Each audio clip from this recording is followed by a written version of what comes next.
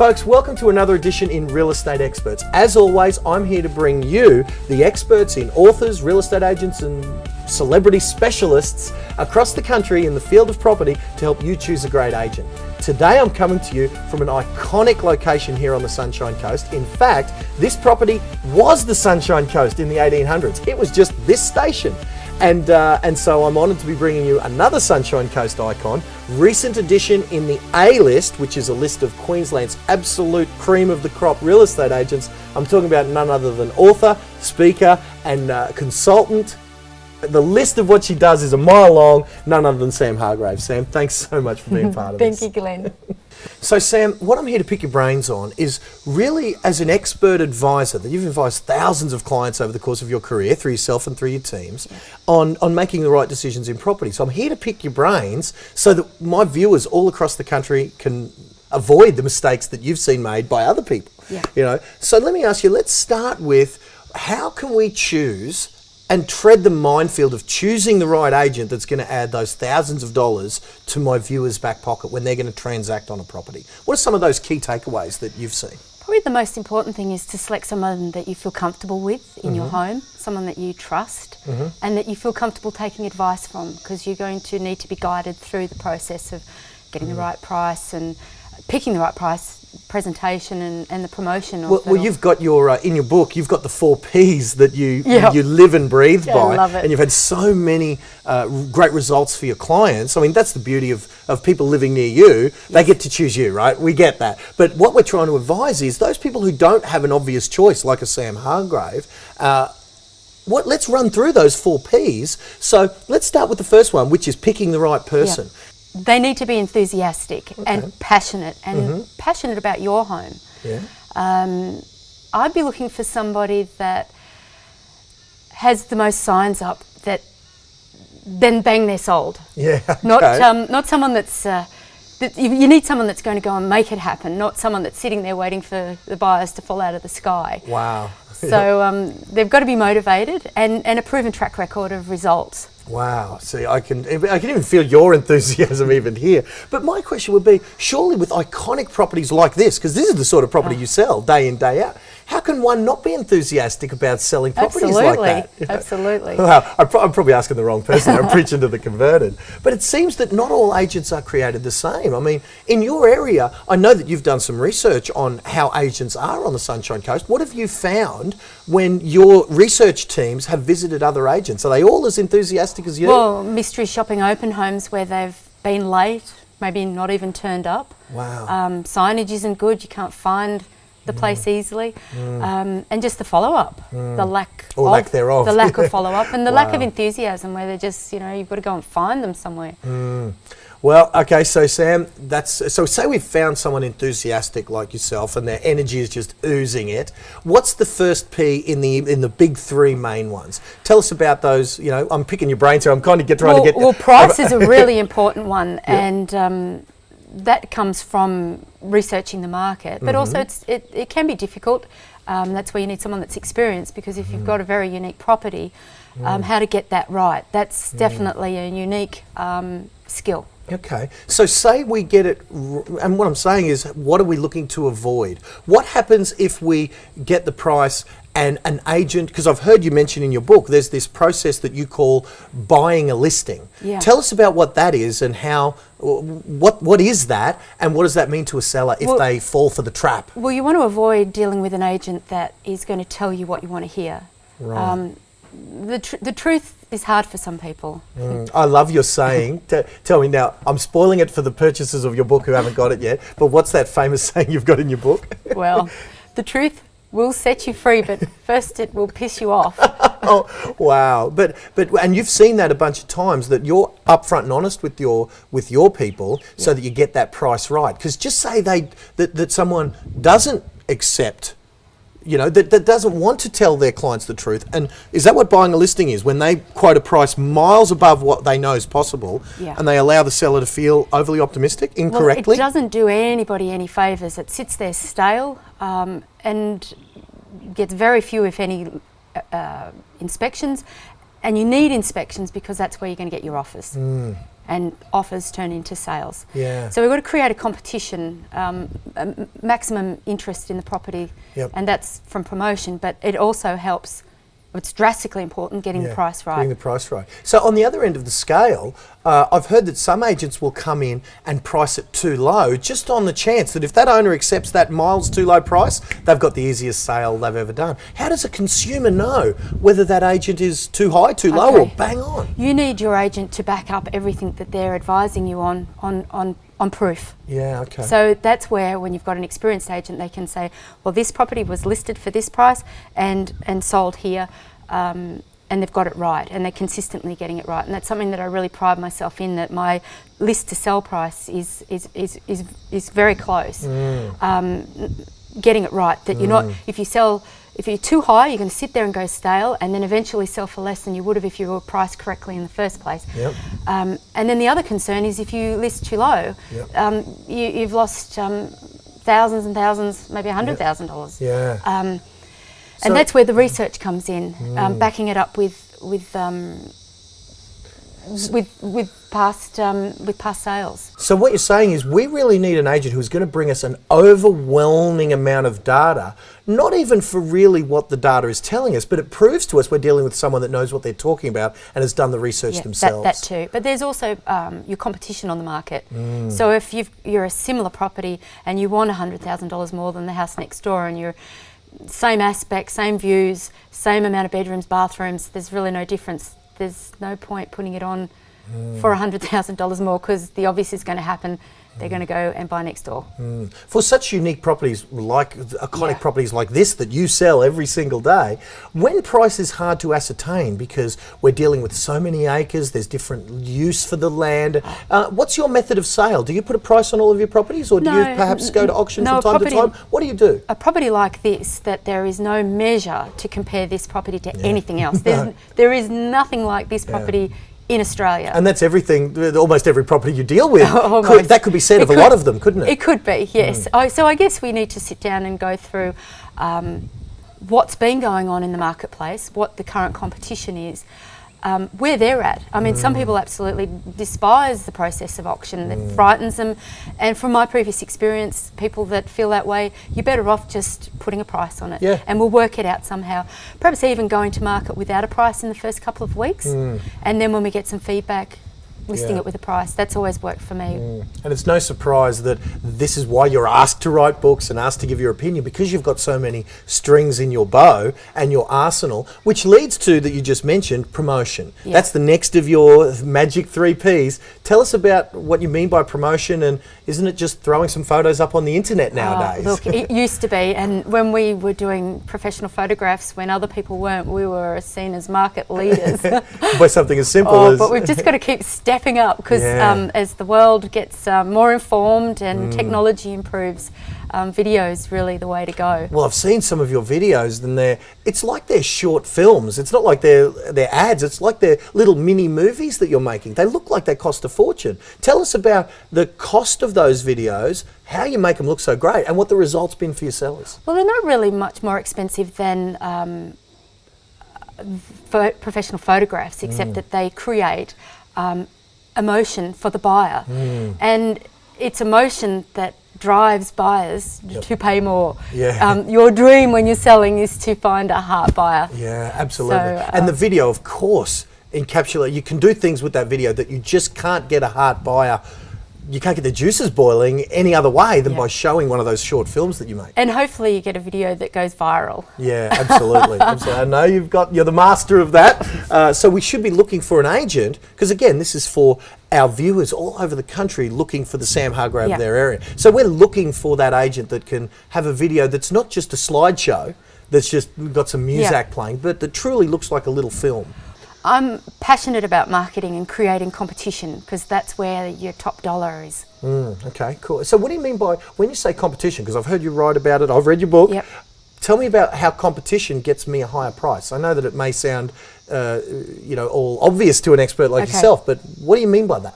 Well, there's nothing like having one buyer that wants the property, but when there's two, and they're both in a multiple offer situation, or maybe we've even had 3 people in a multiple offer situation, we can get the best terms and conditions and the best price for the seller. They're all given the option that they're all told. So they all know about each other? They all know about each other, and they're told this is your first and last opportunity to make your best offer.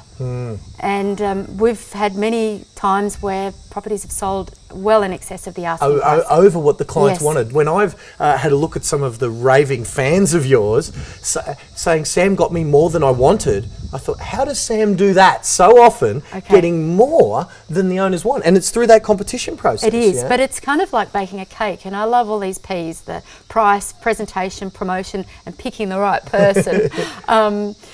So with the presentation, there's a whole level going on there where if you have the gardens looking so resplendent that it looks like wouldn't be any effort at all to live here, it just drives them to your place.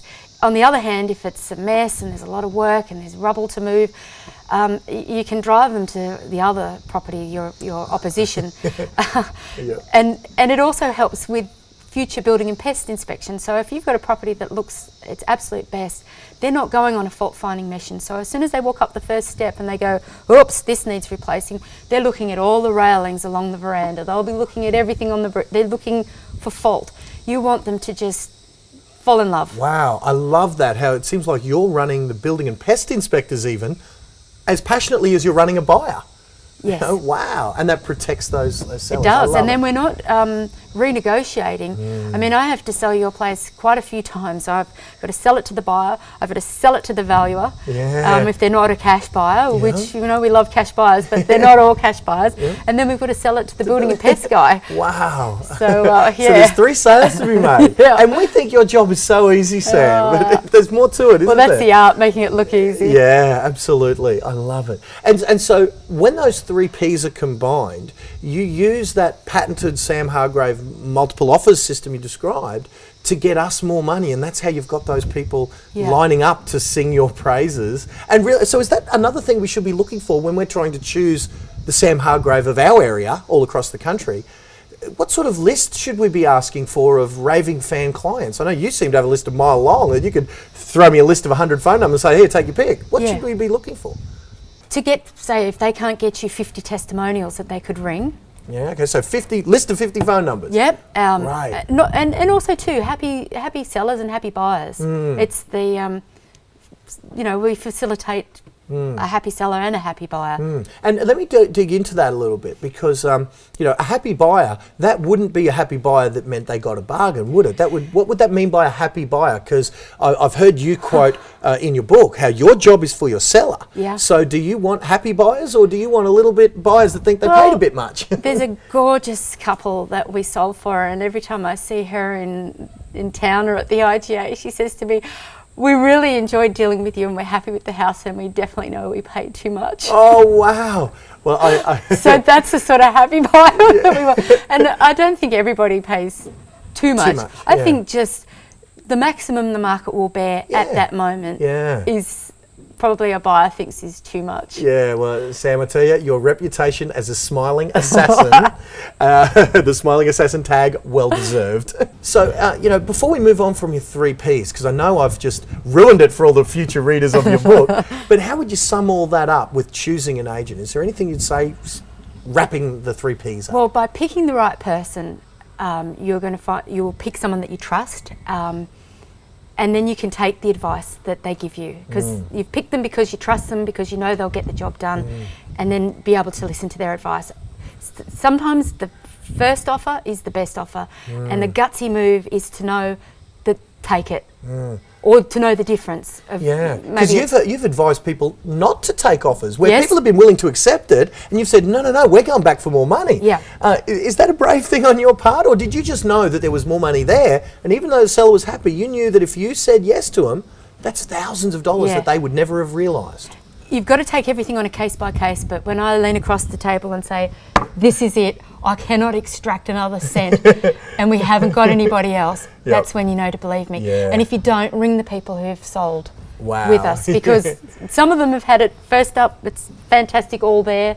A lot of this is about timing, so there's all the things you have to do, but part of it's sort of a bit let go, let God. Yeah. it comes back. I love that it comes back to that first P, like picking the right person. Without that one, all those other three aren't going to be as effective. Yeah. Cool. Sam, one last question before, I know you're busy and I thank you for the time you've spent with us. So, but my one last question on behalf of my viewers is there's a lot of confusion out there with how much it costs to engage an agent. Some seem like they're going to do it virtually for free, whether that's the commission or the marketing that they're going to ask a seller to invest, or in some cases they're going to say they'll pay for it and do it for nothing. And some agents seems to be like, you know, it's a year's wages to pay their bill, like $50,000 and, you know, upwards of that. And now I know that you're not the most expensive in your marketplace, but you're certainly not doing it for free. Tell me how I can find an agent like Sam who's worth it, who's not going to overcharge me, but who's not going to cost me a fortune by, you know, by me making a mistake of picking some guy who's just not going to do anything for me. Okay. You know, how do I tread that minefield?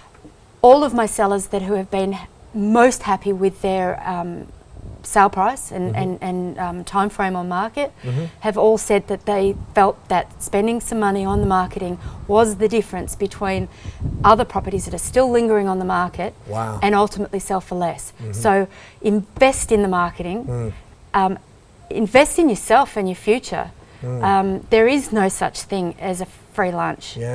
But scratch a little deeper and work it out for yourself. So what I say often to a lot of the prospective sellers is you've got a $50,000, maybe even $120,000 car parked in your driveway, and you insure it every year for $1,000 for things that may or may not happen to it. Well, definitely. Understood. Spending money on your marketing is an insurance policy to get you the ultimate best price in the shortest amount of time. And sort of to avoid underselling it potentially. Definitely. I'm with you. Cool. Well, Sam, it's been an honour having you. Can I get a bit cheeky, like I can see you are? I know that you've got your book on Amazon. I know that it's a bestseller. Can I hit you up for a copy of your book for my viewers so they can, even though you've spoiled the happy ending for them, can I hit them up for a copy? I'll put your URL up there. You sure can. Excellent, Sam. Thank you so much. On behalf of my viewers of Real Estate Experts, it's been an honour to be with you in this iconic location and share some time with you. Beautiful. Thank you, Glenn. Folks, until another edition of Real Estate Experts, for Sam Hargrave, I'm Glenn Twiddle. We'll see you next time.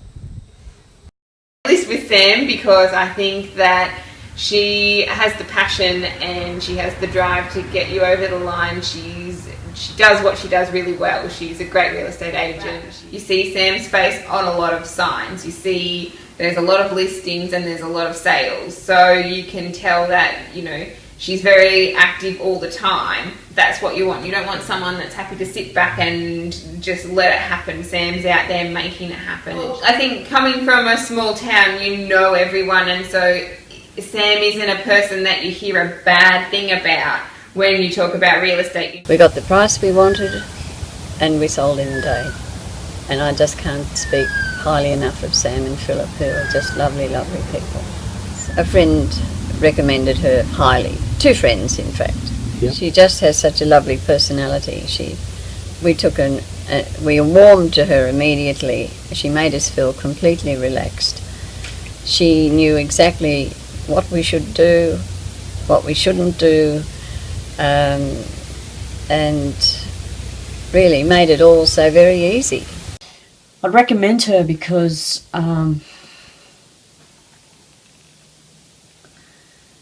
she's going to tell you the truth. She's going to tell you the truth about your property. She's going to assist you in listing it to sell. She's going to be frank with you, but still have a lot of consideration for what it is for your needs as well as a seller. Yeah, it blew us all away with how fast it happened, but we knew that from the advice that Sam gave us, and something that we just knew that person had to love it, and she did. Well, we did have the property listed for a couple of years. We tried to sell it, and we had it listed with 3 different agents, and every one of them promised the world and delivered next to nothing. But when we finally enlisted you, we had the place on the market for less than a week, and I was actually away, but I got a contact in New Zealand when I was over there, and to say ring urgently, we've got a buyer for your property.